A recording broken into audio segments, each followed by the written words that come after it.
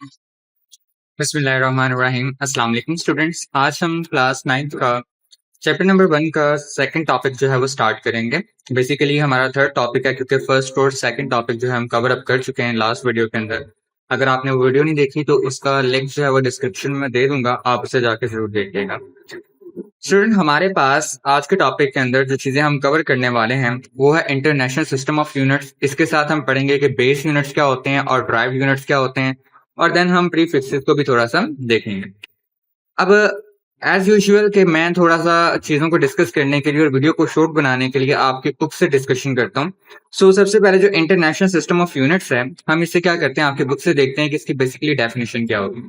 उससे पहले मैं आपको इसका हवाला दे देता हूँ कि बेसिकली 1961 के अंदर हमारे पास वेट्स एंड मेजर्स के ऊपर एक कमेटी बिठाई गई, ठीक है, जिसके अंदर बेसिकली एक सिस्टम ऑफ यूनिट्स दिया गया 7 बेस यूनिट्स का, ठीक है। 7 हमारे पास सिस्टम ऑफ यूनिट्स बनाए गए जो कि बेसिकली हमारे पास बेस यूनिट्स कहलाते हैं, ठीक है। इनको हम मिलके क्या कहते हैं, इंटरनेशनल सिस्टम ऑफ यूनिट्स कहते हैं, क्योंकि बेसिकली इंटरनेशनली हर एक कंट्री के अंदर एक्सेप्टेबल हैं, ठीक है।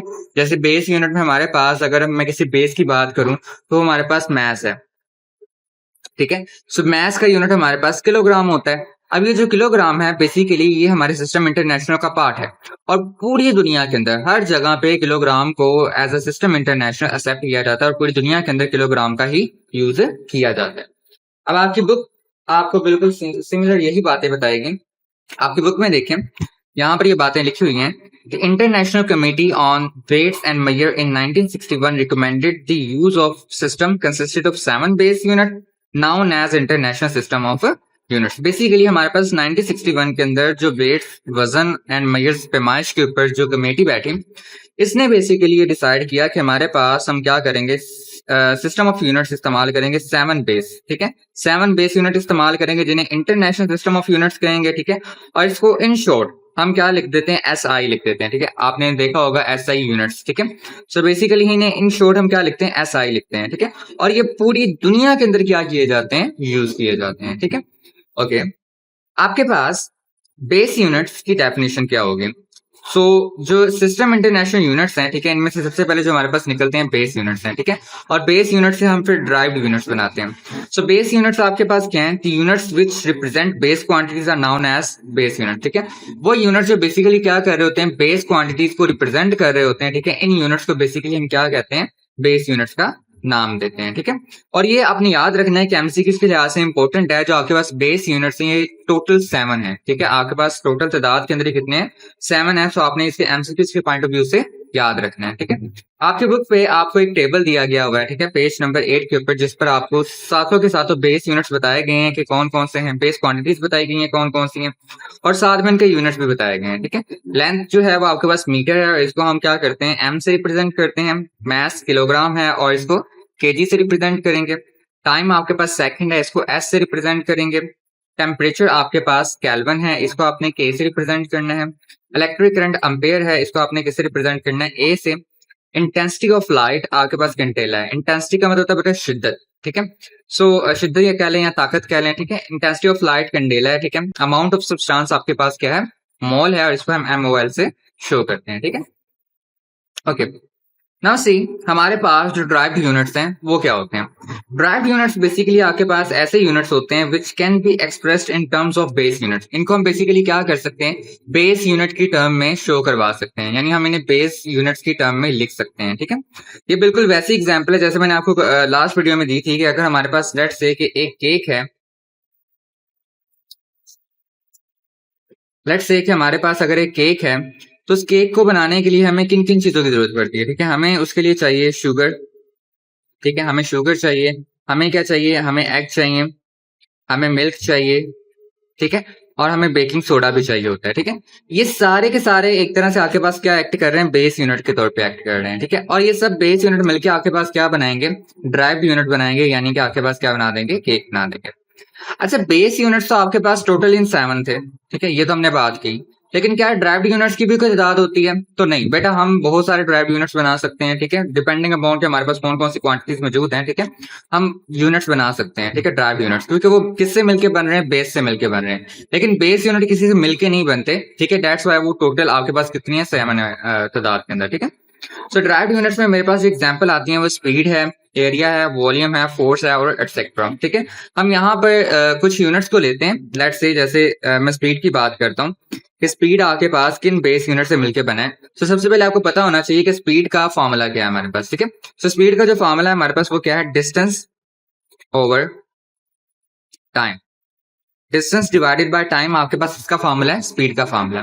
तो जो आपके पास जो डिस्टेंस का यूनिट आता है, डिस्टेंस चूंकि एक लेंथ है ना, आपने कोई लेंथ कवर अप की है, कोई रास्ता कवर अप किया है, ठीक है, उसका यूनिट आप किसके अंदर लेते हैं, मीटर के अंदर लेते हैं, क्योंकि आपके पास बेसिकली मीटर जो है वो एक बेस यूनिट है।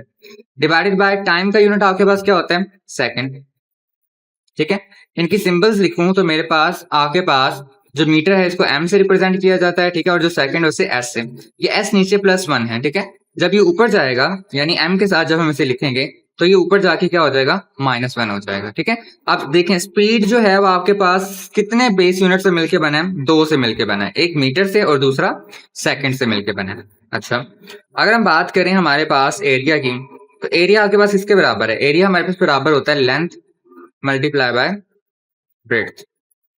ठीक है, ब्रेड्थ आप विड्थ भी कह सकते हैं चौड़ाई को। ठीक है, लंबाई ज़रबे चौड़ाई। ठीक है, आपके पास लेंथ किसके बराबर होती है, लेंथ का यूनिट भी आपके पास क्या होता है, मीटर होता है। ठीक है, और ब्रेड्थ का यूनिट भी क्या होता है, मीटर होता है। चूंकि 2 मीटर है तो हम इसे क्या लिख सकते हैं, मीटर स्क्वायर।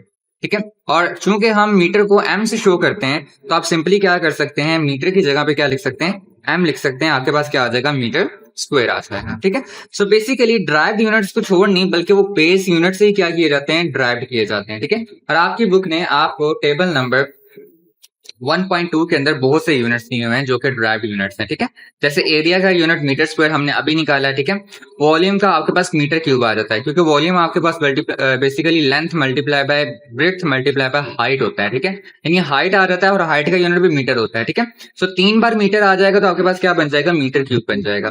स्पीड का यूनिट भी हमने अभी निकाला है, क्या है आपके पास, मीटर पर सेकेंड है। ठीक है, फोर्स का यूनिट हमारे पास क्या है, न्यूटन है। ठीक है, जो हमारे पास प्रेशर है उसका यूनिट हमारे पास पास्कल है, और इलेक्ट्रिक चार्ज का यूनिट हमारे पास क्या है, कॉलम है, और प्लेन एंगल का यूनिट हमारे पास क्या है, रेडियन है। ठीक है, सो बेसिकली ये सारे के सारे जो है वो आपके पास ड्राइव्ड क्वांटिटीज हैं। ठीक है, और ये यूनिट्स हैं जो आपके पास ये बेसिकली किन से मिलके बने हैं, या आपके पास किसी ना किसी बेस क्वांटिटी से मिलके बने हुए हैं। ठीक है, सो ये थे आपके पास basically base units and derived units. एक रिकैप ले लेते हैं कि बेस यूनिट आपके पास कैसे यूनिट है, जो बेस क्वांटिटीज को रिप्रेजेंट कर रहे हैं। ठीक है, और हम ये बात कह चुके हैं कि आपके पास जो बेस क्वांटिटीज होती हैं वो किसी पे डिपेंड नहीं करती, तो बेस यूनिट भी किसी पे डिपेंड नहीं करेंगे, और दे आर टोटल इन 7। ठीक है, आपके पास 7 है टोटल में। ठीक है, उसके अलावा हमारे पास क्या है, ड्राइव्ड यूनिट्स हैं। ठीक है, ड्राइव्ड यूनिट जो है वो बेसिकली किससे एक्सप्रेस किए जाते हैं, बेस यूनिट से एक्सप्रेस किए जाते हैं। ठीक है, जैसे बेस क्वांटिटी ड्राइव्ड क्वांटिटी से मिलकर बनती है, इसी तरीके से आपके पास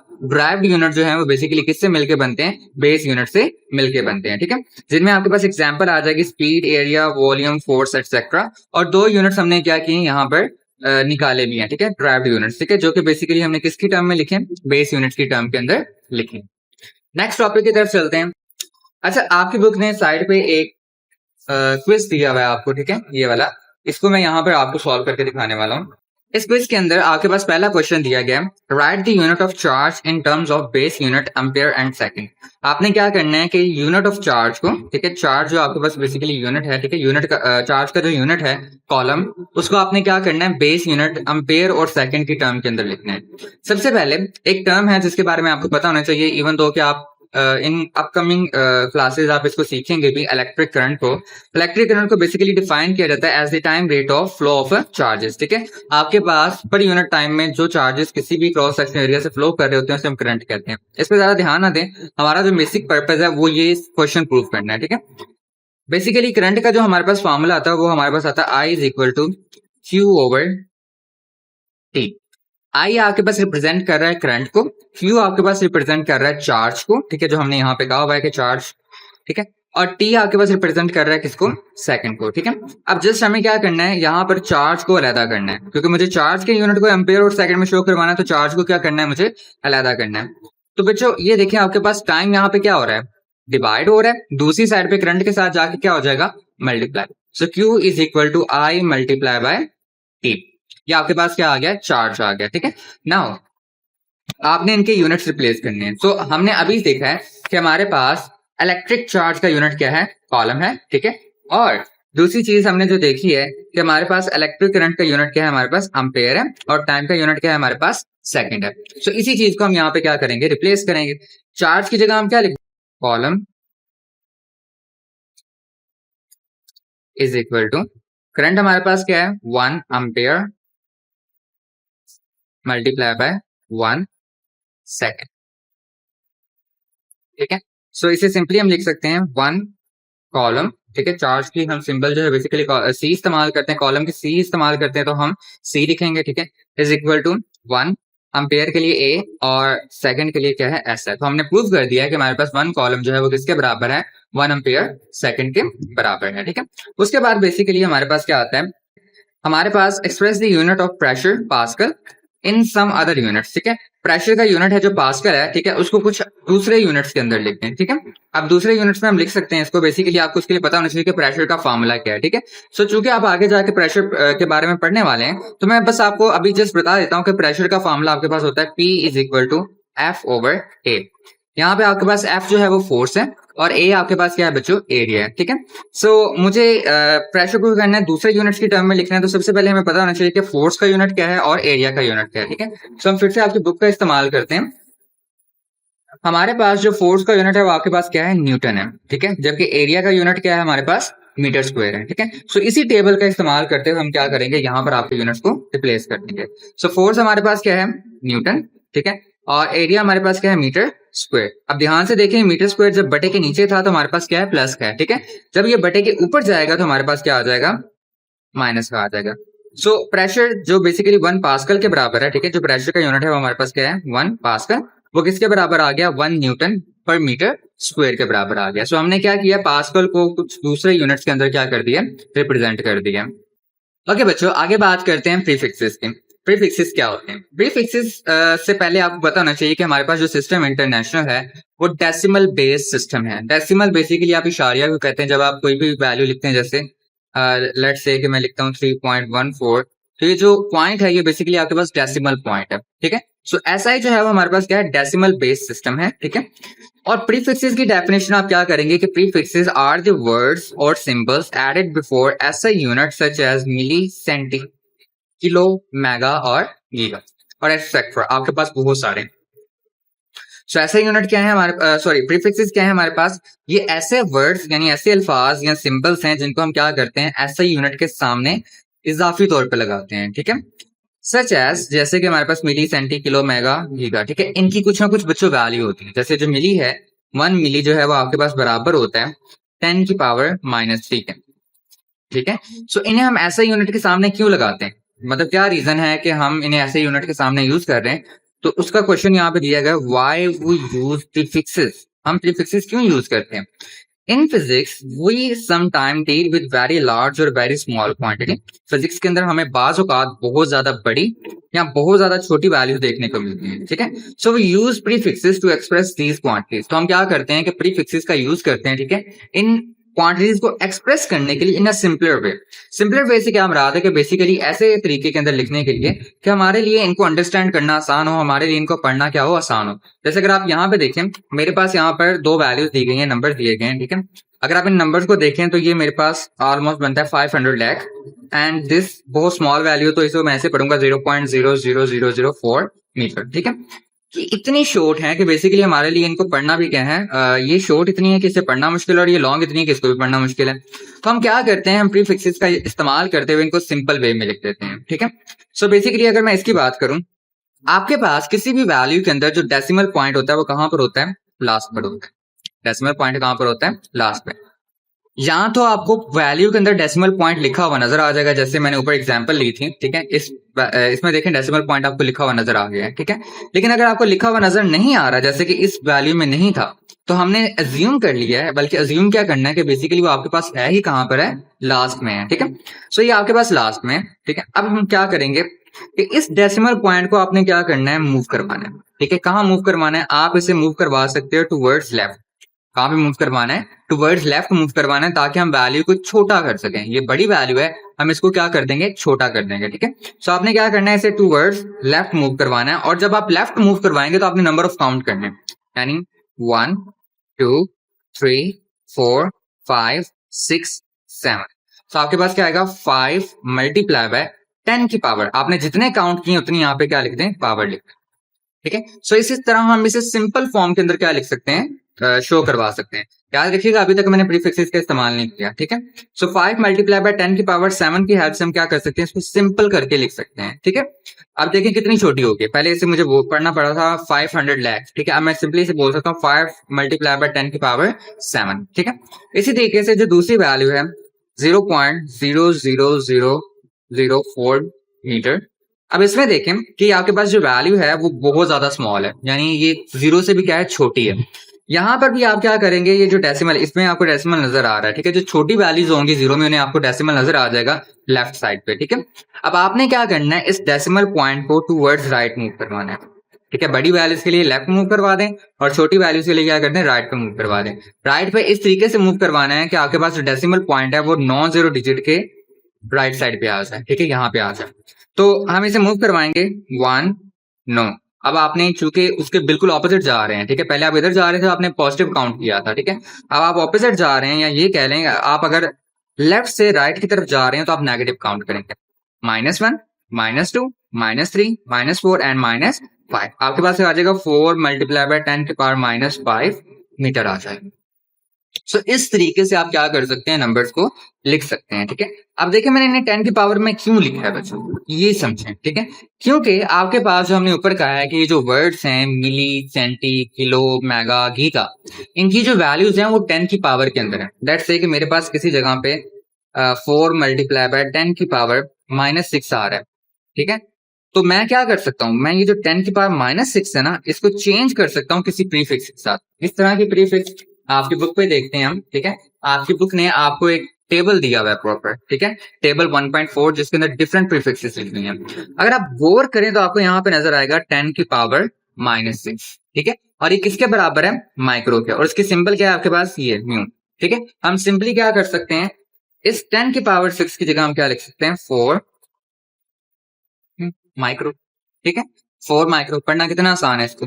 ठीक है, सो प्रीफिक्सेस का इस्तेमाल किया जाता है किसी भी बहुत बड़ी वैल्यू को, ठीक है, या बहुत छोटी वैल्यू को क्या करना, इस तरीके से एक्सप्रेस करना कि बेसिकली हम क्या कर सके, उसे सिंपली पढ़ सकें। ठीक है, या उसे सिंपलर वे के अंदर क्या कर देना, एक्सप्रेस करवा देना। ठीक है, उसके लिए हम क्या करते हैं, प्रीफिक्सेस का इस्तेमाल करते हैं। ठीक है, आपकी बुक ने कुछ एग्जाम्पल्स दी हैं, लेकिन उससे पहले मैं चाहता हूं कि आपकी बुक की कुछ रीडिंग आपको बताऊं। ठीक है, वो रीडिंग क्या है, ये देखेंगे वही डेफिनेशन लिखी हुई है, यही ऊपर काम किया गया है जो मैंने अभी आपको करके दिखाया है। ठीक है, अब अगर आप गौर करें तो यहाँ पर लिखा हुआ है, ये यहाँ पर for example 1000 of a metre is a millimetre. अगर आप क्या करते हो, एक मीटर पे 1000 को डिवाइड कर देते हो तो आपके पास क्या मिलेगा, आपको मिलीमीटर मिलेगा। ठीक है, thickness of a thin wire, किसी भी थिन वायर, ठीक है, थिन यानी कि बहुत ही बारीक वायर है आपके पास, बहुत बारीक वायर है। ठीक है, उसको एक्सप्रेस करने के लिए आप किसका इस्तेमाल करते हैं, मीटर्स का इस्तेमाल नहीं करते। ठीक है, मीटर्स का इस्तेमाल नहीं करते। अगर मुझे किसी थिन वायर की थिकनेस यानी उसकी मोटाई शो करवानी है, ठीक है, कि वो कितनी मोटी है, तो आपको पता है थिन वायर तो बहुत ही बारीक होगी ना, मोटी थोड़ी होगी, वो तो बारीक होगी। इतनी बारीक होगी कि वो मीटर्स में तो बिल्कुल नहीं आएंगे। तो हम उसे किसके अंदर लिखेंगे, मिलीमीटर्स में लिखेंगे। किसके अंदर लिखेंगे, मिलीमीटर्स के अंदर लिखेंगे। लेकिन अगर हमें कहीं लॉन्ग डिस्टेंस शो करवाना है, बहुत ही लंबा डिस्टेंस शो करवाना है, तो उसके लिए हम क्या करते हैं, किलोमीटर्स का इस्तेमाल करते हैं। ठीक है, आपने देखा होगा कि मोस्टली हम जगह का पता बताने के लिए कि वो कितनी दूर है तो हम किलोमीटर से इस्तेमाल करते हैं। अगर वो बहुत ज्यादा दूर है तो ठीक है, हम क्या कहते हैं कि भाई ये यहाँ से 5 किलोमीटर दूर है, 6 किलोमीटर दूर है। ठीक है, और वो कितना आसान है बनस्बत इसके कि हम उन्हें एक लंबा रास्ता बताएं। ठीक है, और ये देखिए वो आपको बता भी रहा है कि आपके पास जो 1 किलोमीटर है वो किसके बराबर है, 1000 मीटर के बराबर है।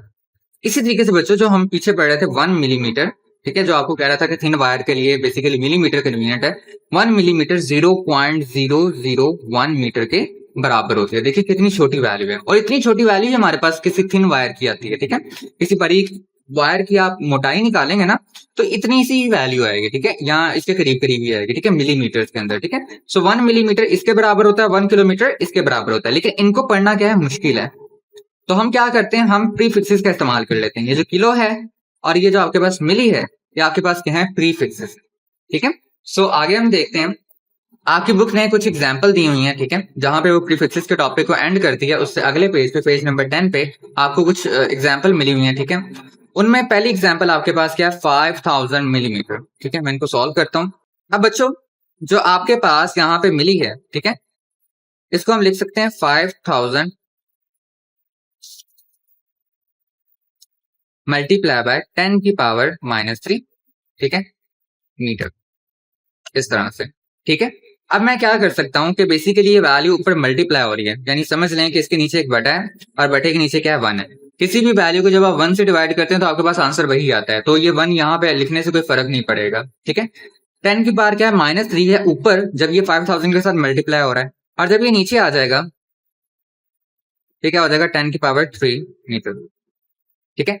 अच्छा याद रखिएगा कि ये मैंने मिली की जगह लिखा है, मिली की जगह क्या लिखा है, 10 की पावर -3। आप अपनी बुक पे देखें तो आपकी बुक आपको दिखाएगी कि आपके पास मिली जो है, ठीक है, वो m से जाहिर होता है और कितने के बराबर है, 10 की पावर -3 के बराबर है। दैट्स वाई मैंने यहाँ पे किया है, क्या किया है कि 10 की पावर -3 लिखी है, ठीक है। अभी नीचे आके पॉजिटिव हो गई है, 5000 डिवाइडेड बाय 10 की पावर 3 का मतलब क्या है कि एक के बाद कितने जीरो आएंगे, 30, ठीक है। 1 के बाद आप कितने जीरो लिख देंगे, 30 लिख देंगे, ठीक है। क्यों, क्योंकि इसके साथ क्या मल्टीप्लाई हो रहा है, 1 मल्टीप्लाई हो रहा है, ठीक है। किसी भी वैल्यू के साथ कोई भी चीज जो है वो मौजूद हो, ठीक है, उसके साथ हमेशा क्या मल्टीप्लाई हो रहा था, 1 मल्टीप्लाई हो रहा होता है। वो नजर नहीं आता क्योंकि बेसिकली अगर आप 10 की पावर 3 को 1 से मल्टीप्लाई करेंगे तो आपके पास आंसर 10 की पावर 3 ही आएगा। अब क्या होगा कि जो 30 है, इन 30 को कैंसिल कर देंगे, हमारे पास आंसर आ जाएगा 5 मीटर आ जाएगा, ठीक है। दूसरा क्वेश्चन देखते हैं, हमारे पास जो है बेसिकली ये आपके पास 50,000 सेंटीमीटर है। सो सेकंड इज, इसको आप कैसे लिख सकते हैं बच्चों, देखें, आपके पास 50,000 मल्टीप्लाई बाय 10 की पावर -2 मीटर। जो सेंटी है, अगर आप अपनी प्रीफिक्स में देखें, टेबल पे जाके देखें बुक पे, तो आपको नजर आएगा वो 10 की पावर -2 के बराबर है। हम सेम यहाँ पे वही काम करेंगे, ये बटे के ऊपर है, ठीक है, तो ये माइनस में है। जब ये बटे के नीचे जाएगा तो आपके पास क्या हो जाएगा, +2 हो जाएगा, ठीक है। ओके, सो हम 1 के बाद कितने जीरो लगाएंगे, हम 1 के बाद कितने जीरो लगाएंगे बेटा, हम 1 के बाद 2 जीरो लगाएंगे, क्योंकि पावर कितनी थी आपके पास, 2 थी। ये इन 2 से कैंसिल हो जाएगा आपके पास, ठीक है। तो आपके पास कितना आ जाएगा, 500 मीटर आ जाएगा, ठीक है। थर्ड वन है आपके पास 3000 ग्राम, ठीक है, 3000 ग्राम, 3 आ जाएगा आपके पास, 3000 ग्राम, ठीक है। सोल्यूशन करते हैं इसका बच्चों। 3000 ग्राम जो है वो बेसिकली देखें, इसका डेसिमल पॉइंट कहां पर है, इसका डेसिमल पॉइंट यहाँ लास्ट पर है, ठीक है। तो इसको क्या करते हैं, हम शॉर्ट करने के लिए टूवर्ड्स राइट लेके जाते हैं, राइट की तरफ, ठीक है, इस तरफ लेके चलते हैं। तो 1 2 एंड 3, 3 मल्टीप्लाई बाय 10 की पावर 3 ग्राम। अब अपनी बुक्स को खोलें तो आपको नजर आएगा कि आपके पास 1 किलो जो है वो किसके बराबर है, 10 की पावर 3 ग्राम के बराबर है, ठीक है। सो ये क्या आ जाएगा, 3, 10 की पावर 3 की जगह हम क्या लिख देंगे, किलो लिख देंगे, ठीक है, 3 किलोग्राम आ जाएगा, ठीक है। चौथा आपके पास क्या है, 2000 माइक्रो सेकेंड, 2000 माइक्रो सेकेंड, ठीक है। सो 2000 माइक्रो सेकेंड हम लिखेंगे तो बेसिकली हमारे पास क्या आएगा, 2000 माइक्रो, माइक्रो किसके बराबर है, माइक्रो आपके पास बराबर है 10 की पावर -6 सेकंड के। अपने प्रीफिक्सेस देखें, ठीक है, अगेन जाके, ओके, इशारिया यहाँ पर है तो डेसिमल पॉइंट को कहाँ लेके जाएंगे, इस जगह पे, ठीक है, 1 2 एंड 3, 2 मल्टीप्लाई बाय 10 की पावर 3 मल्टीप्लाई बाय 10 की पावर -6। एक प्रॉपर्टी याद रखिएगा कि अगर आपके पास किसी भी पावर्स की, ठीक है, बेसिस सेम होंगी तो उनकी पावर्स आपस में क्या हो जाएंगी, ऐड हो जाएंगी, तब जब ये दोनों आपस में मल्टीप्लाई हो रहे हो, ठीक है, उस केस में 2 मल्टीप्लाई बाय 10 की पावर 3 -6, 3 में से -6 करोगे तो बच्चों आपके पास क्या बचेगा, आपके पास बचेगा 2 मल्टीप्लाई बाय 10 की पावर -6, सॉरी -3, ठीक है। अब जो 10 की पावर -3 है बेसिकली आपके पास किसके बराबर है, ये आपके पास बराबर है मिली के। सो 1 मिली बराबर है 10 की पावर -3 के। तो ये क्या आ जाएगा, 2, 10 की पावर -3 की जगह क्या लिख देंगे हम, मिली, और साथ में क्या आ जाएगा, सेकंड, ठीक है। अब लास्ट में आपके पास एक क्विक क्विज है जो आपकी बुक ने आपको दी है कि हमारे पास 100 मीटर जो है वो किसके बराबर है, ठीक है, 1000 माइक्रोमीटर के, 1000 सेंटीमीटर के, 1 लाख मिलीमीटर के, और 1 किलोमीटर के, ठीक है। सो हमें इसे सॉल्व करना होगा और बताना होगा। ये बेसिकली आपके पास एक एमसीक्यूज है, ठीक है, जो आपसे पूछा गया। उसके बाद ये मैं बुक दोबारा नहीं पकड़ूंगा तो आपको ये बता दूं, the kilogram is the only base unit that has a prefix. आपके पास किलोग्राम जो है सिर्फ एक वाहिद ऐसी बेस यूनिट है, ठीक है, जिसमें आपके पास प्रीफिक्स इस्तेमाल होगी। देखिए इसके साथ किलो आ रहा है, ठीक है। और आप अगर टेबल पे जाके देखेंगे बेस यूनिट के, तो वहां भी मैथ्स का यूनिट क्या लिखा होगा, किलोग्राम लिखा होगा, ठीक है। सो ये वाहिद एक यूनिट है जिसके साथ क्या आता है, किलो आता है, यानी प्रीफिक्स आती है, ठीक है। बाकी किसी के साथ हम प्रीफिक्स का इस्तेमाल नहीं करते।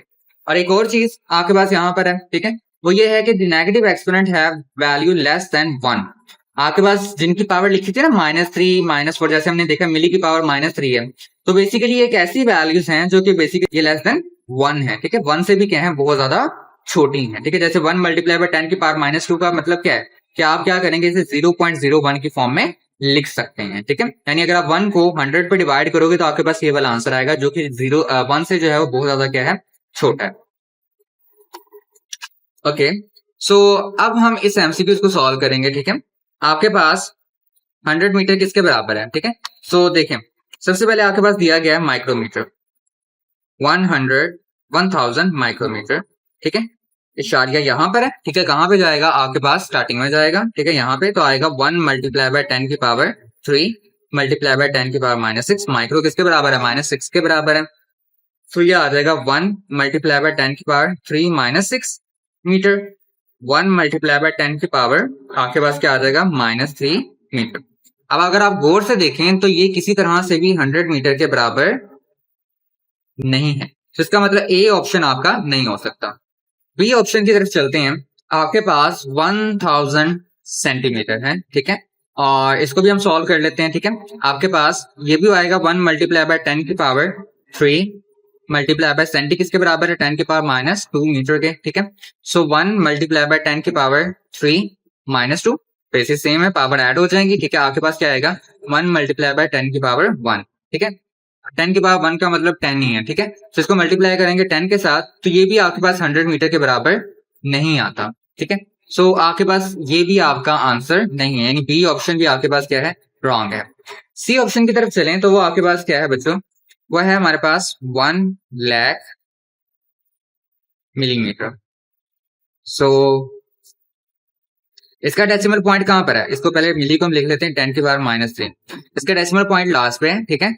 1 2 3 4 5, 1 मल्टीप्लाई बाय 10 की पावर 5 मल्टीप्लाई बाय 10 की पावर -3, तो क्या आ जाएगा, 10 की पावर 5 -3 आ जाएगा, ठीक है। सो 5 में से आप क्या करेंगे, माइनस करेंगे 3 को, तो आपके पास क्या आ जाएगा, 1 मल्टीप्लाई बाय 10 की पावर 2।